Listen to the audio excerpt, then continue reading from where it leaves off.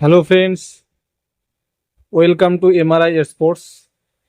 আবার একটি দারুণ টপিক নিয়ে চলে এলাম মোহনবাগান সমর্থকদের জন্য।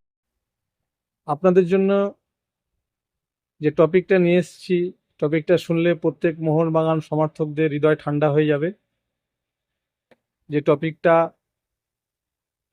অবশ্যই বলবো তার আগে আমি আপনাদের কাছে রিকোয়েস্ট করব, যারা আমার চ্যানেলে প্রথম এসেছেন দয়া করে চ্যানেলটি সাবস্ক্রাইব করবেন এবং যদি ভিডিওটি ভালো লাগে একটা লাইক একটা কমেন্ট করে দিয়ে যাবেন। আপনাদের একটা লাইক একটা কমেন্ট আমাদের ভিডিও তৈরি করতে উৎসাহ যোগায়। দয়া করে একটা লাইক একটা কমেন্ট সবাই করে দেবেন।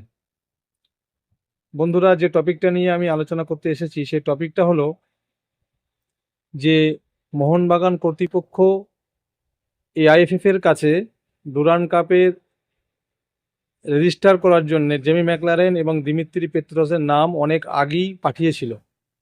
এআইএফএফ জিনিসটা নিয়ে অনেক ডিলে করছিল।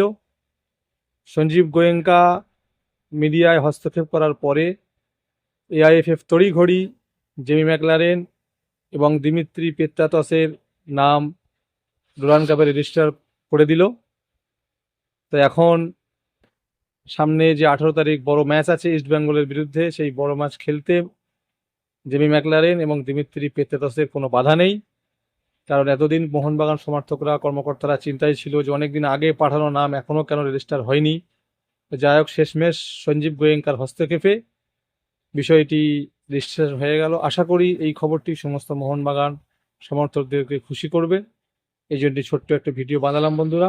ভিডিওটি ভালো লাগলে কমেন্ট করবেন ভিডিওটি আপনাদের কেমন লাগলো। ধন্যবাদ, দেখা হবে পরের ভিডিওতে।